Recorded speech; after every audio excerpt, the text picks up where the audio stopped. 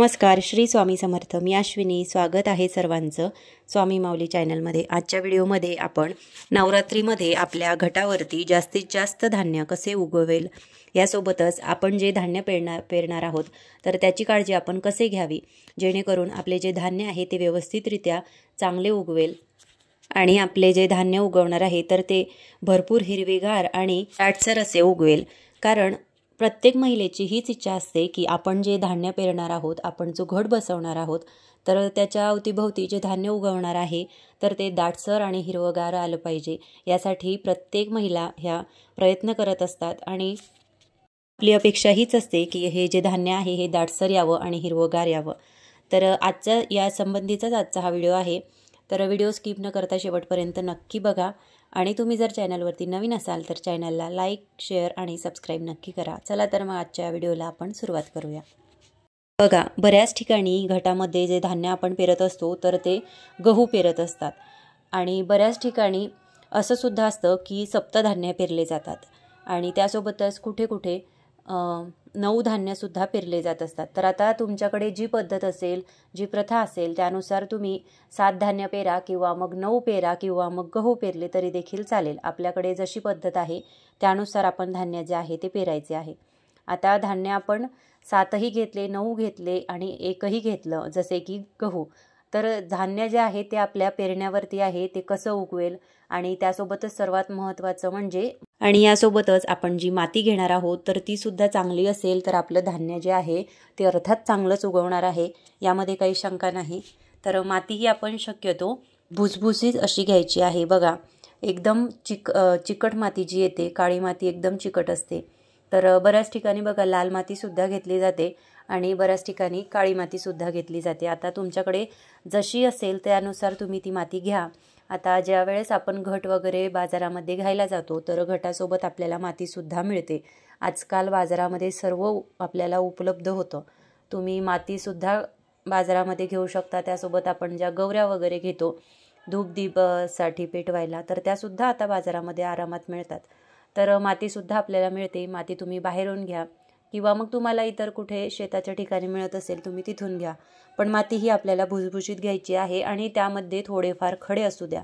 एकदम काळी माती तर आपल्याला घ्यायचीच आहे, पण त्यामध्ये थोडे खडे असू द्या.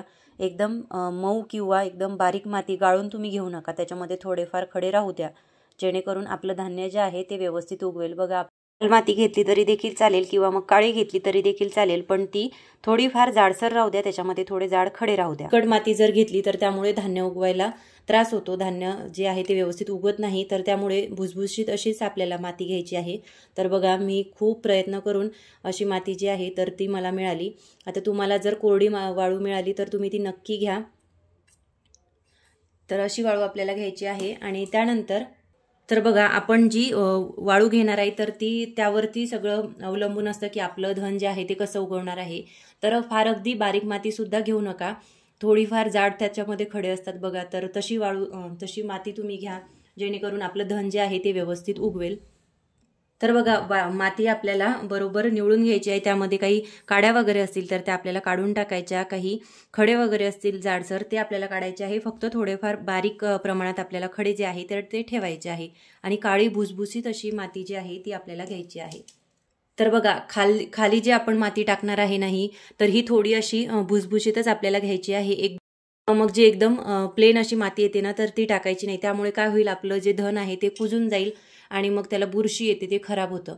तर मग त्यामुळे आपण खाली जी आहे ती असे थोडेफार खडे असलेली भुसभुशीत अशी माती जी आहे ती जाडसर अशी आपण टाकायची आहे. एकदम चिकट माती आपण खालच्या लेअरला टाकायची नाही. तर त्यामुळे आपलं जे धन आहे तर ते व्यवस्थित उगवणार नाही. तर त्यामुळे आपण खालची जी लेअर आहे तर ती थोडी जाडसरच मातीची जी आहे ती ठेवायची आहे.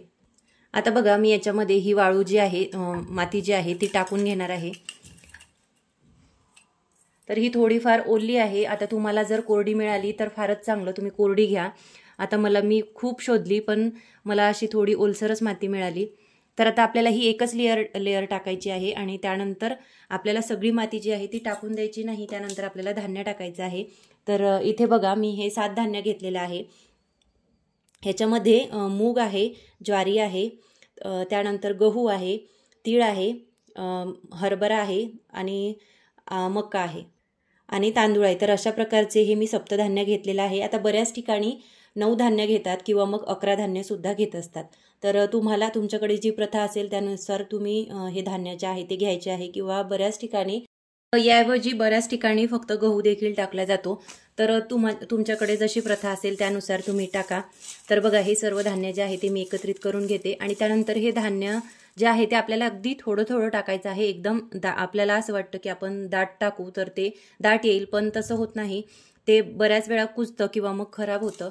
तर यामुळे आपण एकदम कमी छोट्या छोट्या थोड्या थोड्या लेअर ज्या आहेत तर त्या टाकायच्या आहे. थोडं थोडं धान्य जे आहे ते आपल्याला टाकायचं आहे. त्यानंतर बघा परत एकदा आपल्याला माती टाकून घ्यायची आहे. आता माती पण आपल्याला थोडी थोडीच टाकायची आहे. अशा प्रकारे एक एक लेअर आपल्याला तयार करायची आहे. तर बघा आता परत आपल्याला याच्यावरती एक मातीचा लेअर टाकायचा आहे.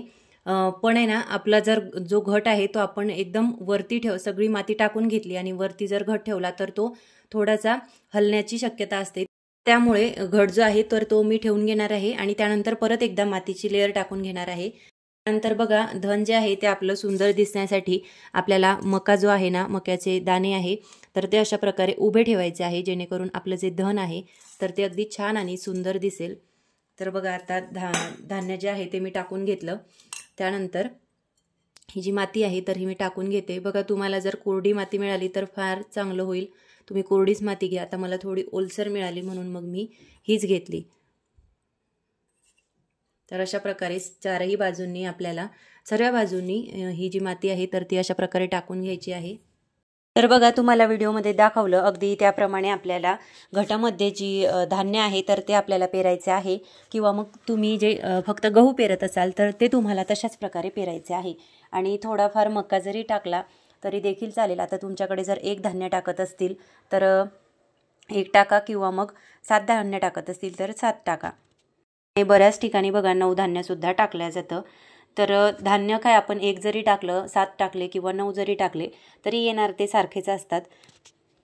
सर्वात आधी आपण जेव्हा धान्य आणतो दुकानामधून खरेदी करून किंवा मग तुमच्या घरात जरी असेल तर आपण जे धान्य घेणार आहोत तर ते आधी आपल्याला ते धान्य जे आहे ते आपल्याला आदल्या दिवशी तुम्ही थोडे पाण्यात टाकू शकता. म्हणजे यामुळे काय होईल बघा, आपलं जे धान्य आहे तुम्ही 7 घेतले, 1 घेतलं, जे धान्य आहे ते आपण पाण्यामध्ये टाकलं आणि रात्रभर जर ठेवलं तर असं केल्याने आपल्या धान्याला जे आहे ते अंकुर लवकर येतात आणि लवकर आपलं धान्य जे आहे ते उगवतं आणि छान असं हिरवगार होतं. बघा आपल्या प्रत्येकालाच असं वाटतं की आपल्या घटाला जे आहे ते धान्य जास्तीत जास्त उगवावं आणि हिरवगार व्हावं. तर यासाठी आपण जास्तीत जास्त प्रयत्न केला पाहिजे. आणि बघा एका जणाकडेच हे जे काम आहे पाणी देण्याचं घटाला तर ते एका जणाकडेच असू द्या, म्हणजे प्रत्येक जण येईल आणि त्याला पाणी देईल. तर अशामुळं जे धान्य आहे आपले जे बीज आहे तर ते कुजतात किंवा मग खराब होतात. तर अशा कारणामुळे एकाच व्यक्तीने हे काम घ्यायचं आहे. रोज वेळेवरती आपल्याला त्या घटाला पाणी द्यायचं आहे. एखाद्या तुम्ही फुलाच्या सहाय्याने द्या, हाताने नका देऊ. हाताने जर दिलं तर ते पाणी जास्त पडतं किंवा मग कमी पडतं किंवा पडतच नाही. आपल्याला काळजी वाटते की आता जास्त पडलं का कमी पडलं का असं. तर यासाठी थोडंच पाणी टाका, फुलाच्या सहाय्याने टाका. फुलाच्या सहाय्याने तुम्ही टाकून बघा. झेंडूचं फूल घ्या, झेंडूच्या फुलाने जर आपण घटावरती पाणी टाकलं तर ते अगदी व्यवस्थित सगळ्या झाडाला, जसं आपण स्प्रे वगैरे करतो बघा, अगदी त्याप्रमाणे सर्व झाडाला जे आहे ते मिळतं. तर आपण देवीचा मंत्र म्हणत हे पाणी जेव्हा आपण घटाला देत असतो तर त्यावेळेस आपल्याला देवीचा मंत्र पठण करायचा आहे. तुम्ही कुठलाही करा, आपल्या कुलदेवीचा करा किंवा मग नवार्ण मंत्रसुद्धा तुम्ही पठण करू शकता. ओम ऐं ह्रीं क्लीं चामुंडाय विच्चे या मंत्राचं तुम्ही पठण करा. अगदी आपण कुठलीही सेवा पूजा करत असताना देवीचे मंत्र स्तोत्र हे उच्चारत असतो. तर अगदी घटाला पाणी देताना सुद्धा आपण या मंत्राचा उच्चार नक्की करा.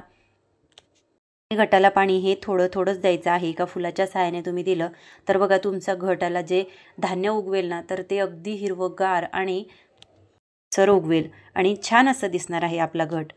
आणि यासोबतच बघा रोज जेव्हा आपण घटाला पाणी टाकतो तर त्यावेळेस आपल्याला थोडंच पाणी टाकायचं आहे. आणि यासोबतच ज्यावेळेस आपण पाणी टाकतो तर त्याआधी बघायचं की घटावरती थोडाफार ओलावा आहे का, थोडी माती ओली आहे का. माती जर थोडी ओली असेल तर अगदी किंचित पाणी टाका आणि माती जर ओली नसेल, कोरडी असेल तर तुम्ही पाणी टाका, पण माती जर ओली असेल तर तुम्ही पाणी अगदी किंचित टाका, कारण जास्त पाणी टाकल्याने आपलं जे धान्य आहे तर ते कुजण्याची शक्यता जास्त असते, म्हणून तुम्ही शक्यतो कमीच पाणी टाका. आणि बघा, अगदी पुढच्या 2 ते 3 दिवसात जेव्हा आपले अंकुर छान असे मोठे व्हायला लागतात, तर त्यानंतर काय करायचं, त्याला थोडं थोडं पाणी आपण थोडं जास्त प्रमाणात टाकायचं. अगदी जास्त पण नाही, पण आधी जेवढं आपण पाणी टाकत असतो त्याच्यापेक्षा अगदी थोडं जास्त टाकायचं, जेणेकरून, कारण बघा त्याची वाढ होते, तर मग वाढ होत असताना त्याला पाणी जे आहे तर त्याच्या पाण्यामध्ये आपल्याला थोडी वाढ करावी लागते. तर यासाठी अगदी किंचित पाणी तुम्ही वाढवा, जेणेकरून आपलं धान्य जे आहे ते व्यवस्थितरित्या त्याची वाढ होईल. त्याने काय होईल, आपलं जे धान्य आहे तर ते व्यवस्थितरित्या वाढायला लागेल आणि छान असं हिरवं होईल. तर आपल्याला याकडे विशेष लक्ष द्यायचे आहे की ज्यावेळेस आपण पाणी देतो तर त्यावेळेस आपल्याला माती जी आहे ती सुकलेली असायला हवी. ओली माती जर असेल तर त्यावरती तुम्ही पाणी टाकू नका, अगदी किंचित पाणी टाका. आणि जर वाळलेली असेल तर तुम्ही त्याच्यावरती पाणी टाकू शकता. तर याकडे आपल्याला विशेष लक्ष द्यायचे आहे, कारण अशा बारीक बारीक गोष्टीमुळेच आपलं धान्य जे आहे ते कुजतं किंवा मग त्याला बुरशी येते. तर यामुळे अशा छोट्या छोट्या गोष्टींकडे आपण विशेष लक्ष द्यायचं आहे. तुम्ही जर अशा प्रकारे धान्याची नीट काळजी घेतली तर बघा, अगदी 5 ते 6 दिवसामध्ये आपलं जे धान्य आहे ते खूप लांब आणि दाटसर आणि हिरवगार असं येईल. तर बघा, अशा काही छोट्या छोट्या गोष्टी आहे याच्याकडे आपल्याला लक्ष द्यायचं आहे, ज्यामुळे आपलं धान्य जे आहे ते छान असं येईल. तर अगदी अगदी कमी दिवसात, कमी वेळात आपलं धान्य जे आहे ते अशा प्रकारे छान असं फुलून येईल आणि हिरवगार होईल, यासाठी आपण विशेष काळजी घ्यायची आहे. आणि त्याला सांगितल्याप्रमाणे पाणी तुम्ही अगदी थोडं थोडं घाला. जास्त पाणी जर घातलं तर त्यामुळे बुरशी येईल किंवा मग थोडं कुजेल. त्यामुळे आपल्याला या गोष्टीकडे विशेष लक्ष द्यायचं आहे. धान्याला, आपल्या घटाला जे पाणी आहे ते आपल्याला थोडं थोडंच द्यायचं आहे. तर अशी ही नवरात्रीच्या घटाबद्दलची माहिती होती, जी मला तुमच्यासोबत शेअर करायची होती. तर आजचा हा व्हिडिओ तुम्हाला कसा वाटला हे कमेंट करून मला नक्की सांगा. आणि तुमची कुलदेवी कोणती आहे हे सुद्धा मला कमेंट बॉक्समध्ये नक्की सांगा. आणि त्यासोबतच तुम्ही जर चॅनलवरती नवीन असाल तर चॅनलला लाईक, शेअर आणि सबस्क्राईब नक्की करा, जेणेकरून असेच नवनवीन व्हिडिओ तुम्हाला लवकरात लवकर बघायला मिळतील. परत भेटूया अशाच एका नवीन व्हिडिओसोबत. तोपर्यंत श्री स्वामी समर्थ.